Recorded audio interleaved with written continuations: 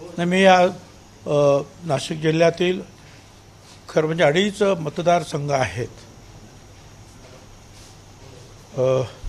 नाशिक, दिंडोरी आणि धुळे. पण त्याचबरोबर पुढे सुद्धा ठाणे आणि मुंबईमध्ये सुद्धा आहे.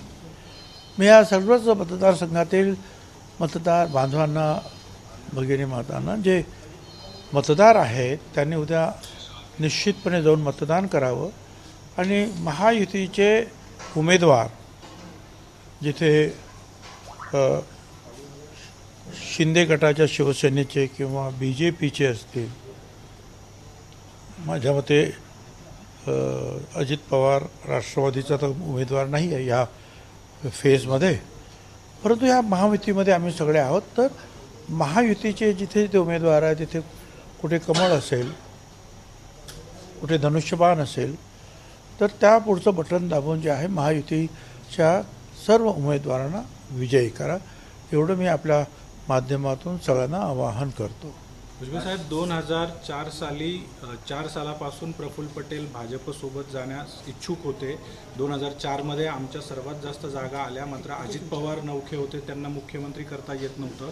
छगन भुजबळ यांना मुख्यमंत्री केलं असतं तर भविष्यात पक्ष फुटला असता, अशा पद्धतीचं स्टेटमेंट शरद पवार यांनी मुलाखतीत म्हटलं. मी पण ते वाचलं आहे, मला त्याचा पूर्ण काही उलगडा झाला नाही. एक तर प्रफुल्ल पटेला संदर्भात ते जे काय बोलते त्याची मला काहीही माहिती नाही. पण एक आहे, मला हेच सांगायचं आहे की ज्या वेळेला 95मध्ये आमचं सरकार गेलं आणि पवारसाहेबांनीच मला MLC केलं आणि नंतर विरोधी पक्ष नेता केलं, त्यावेळच्या ज्या 5 वर्षाच्या काळामध्ये विरोधी पक्ष नेता म्हणून मी जे काम केलं, विरोधी पक्ष नेता म्हणून शिवसेना BJP सरकारच्या विरोधात, ते इथपर्यंत की माझ्या घरावर जीवघेणा हल्ला झाला होता त्यावेळेला आणि मी वाचलो होतो. आणि अनेक गोष्टी त्यावेळेच्या आता मी परत मला सांगत नाही, पण त्यावेळेसुद्धा मी वन मॅन आर्मी म्हणून लढलो होतो.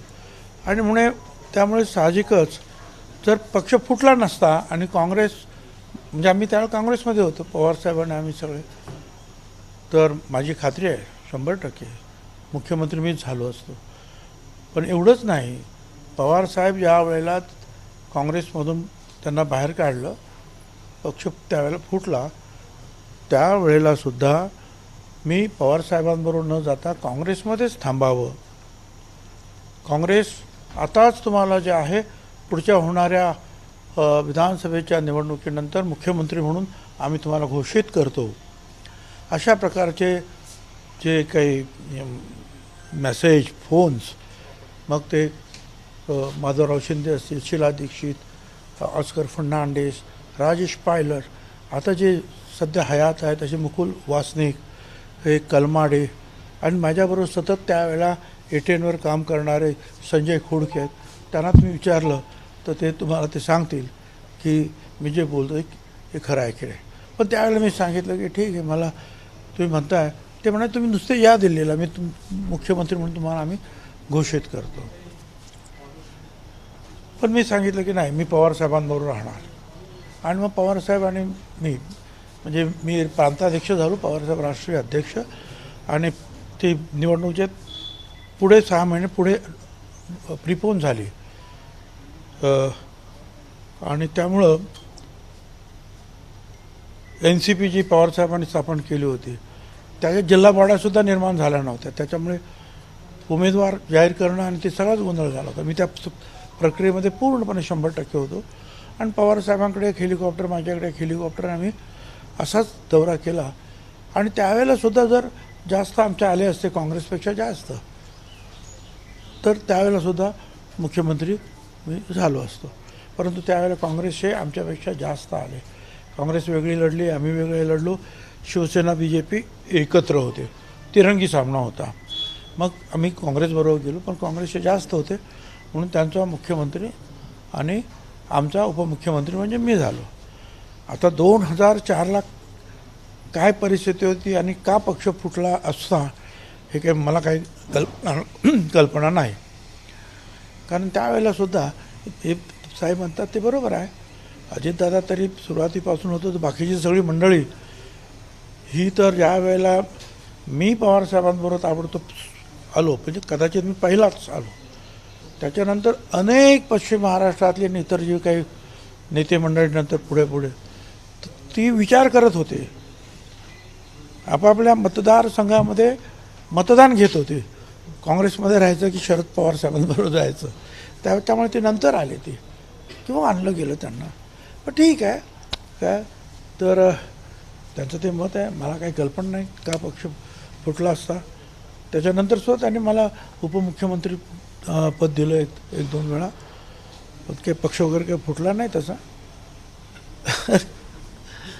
आणि तो फुटायचा झाला तो त्यावेळेला आता तो अजित पवारांच्या नेतृत्वाखाली नंतर पक्ष फुटला, ही परिस्थिती आहे. पण साहेब, शरद पवारांसोबत तुम्ही जसं म्हणालात, तुम्ही सर्वात पहिले त्यांच्यासोबत गेला, तुम्ही त्यांच्यासोबत राहिलात, पक्ष वाढवला आहे, आणि आज इतक्या वर्षांमध्ये जवळपास 20 वर्षांनंतर त्यांनी असं म्हणणं की त्यावेळेस 20 वर्षापूर्वी तुम्हाला मुख्यमंत्री केलं असतं तर नाही, त्याचं कारण असं आहे की ते त्यांना तुम्ही प्रश्न विचारले, कारण त्याच्या अगोदर अजितदादा आणि प्रफुल्ल पटेल ते असं म्हणाले की 2004मध्ये आमची मेजॉरिटी असताना सुद्धा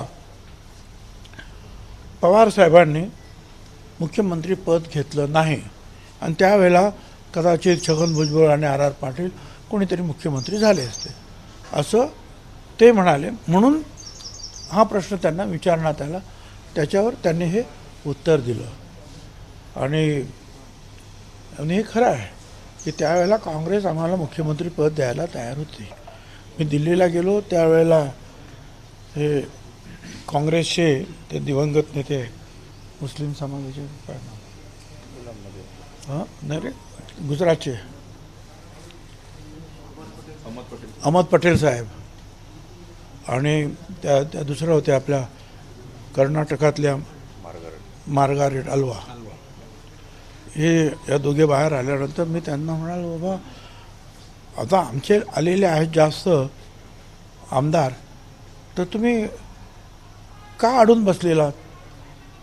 तर त्या दोघांनी सांगितलं बंगल्याच्या बाहेर साहेबांच्या, अरे बाबा हम तो देने के लिए तैयार हो, जाओ पवार साहब को पूछो, ले लो ना, हम कहाँ ना बोल रहे हैं, वही नाम नहीं ले रहे, हम लोग क्या करें. माझ्या समोर हे दोघं जण बोललेले आहेत. परंतु त्यावेळेला मग ते पवारसाहेब म्हणतात त्याप्रमाणे काही अडचणी असतील, मला काही कल्पना नाही. संजय राऊत असं म्हणाले की शिंदे हे मुख्यमंत्री म्हणून तटकरे अजितदादांना नको होते. संजय राऊतांनी आज असे आरोप केले की शिंदे हे मुख्यमंत्री म्हणून अजितदादा, तटकरे, वळसेंना नको होते. मला नाही माहिती. 2019 साली ना जेव्हा त्यांनी भाजपाशी पहिली चर्चा केली तेव्हा भाजपा नेत्यांना मुख्यमंत्री नको होते एकनाथ शिंदे. नंतर राष्ट्रवादी काँग्रेसची चर्चा झाली तेव्हाही अजित पवार आणि तटकरेंना देखील ते मुख्यमंत्री. नाही, आता काय मध्ये हे सगळं चर्चेमध्ये हे उच्च नेते जे आहेत ते सहभागी होते, त्याच्यामुळे मला काहीही माहिती नाही. मी त्याच्यामध्ये पक्षांना मला जे काय माहिती आहे ती जे आहे पक्ष स्थापन झाला आणि त्याच्यानंतरचा काही काळ या गोष्टी मला माहिती आहेत, त्या मी तुम्हाला सांगितलं. त्याच्यानंतर जे आहे हे उच्च वर्तुळ ज्याला आपण म्हणतो त्या उच्च वर्तुळामध्ये मी नव्हतो. ठीक आहे. नाशिक आणि दिंडोरी या 2 लोकसभा मतदारसंघामध्ये रस्सीखेच सुरू आहे शेवटच्या क्षणापर्यंत. नाशिकची जागा आणि दिंडोरी जागा जिंकणं किती चॅलेंजिंग वाटतंय? नाशिक आणि दिंडोरीची जागा जिंकणं किती चॅलेंजिंग वाटतंय महायुतीला? मी तुम्हाला सांगतो, दोन्ही जागा महायुतीच्या निवडून येणार, दोन्ही जागा येणार. योगींची सुद्धा मालेगावची सभा आमचे रवींद्र पगार गेले होते, प्रचंड मोठी झाली. मोदी साहेबांची सभा सुद्धा मोठी झाली. गडकरी साहेबांची सभा पावसात झाली, तुम्ही पाहिल्या. आणि ठीक आहे, मोर्चे जेव्हा आपण ते मिरवणुका वगैरे काढतो त्यावेळेला खूप लोक येतात, परंतु मनापासून सगळ्यांना आज जे आहे देशाचं नेतृत्व कोणी करावं तर ते मोदी साहेबांनी करावं. हे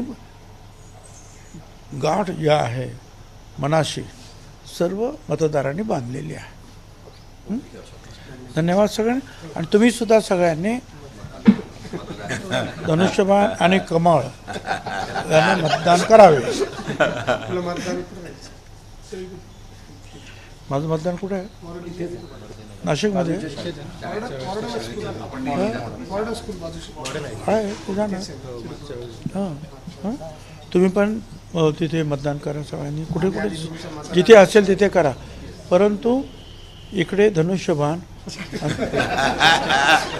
तिकडे कमळ लक्षात ठेवा हे बा माझ्या सगळ्या बंगल्याच्या भोवती कमळ आहे बघितलं ना खरं कमळ आहे. ते जाताना बघून जा खरे कमळ आहे. खरे कमळ आहे. लिहिली नाही.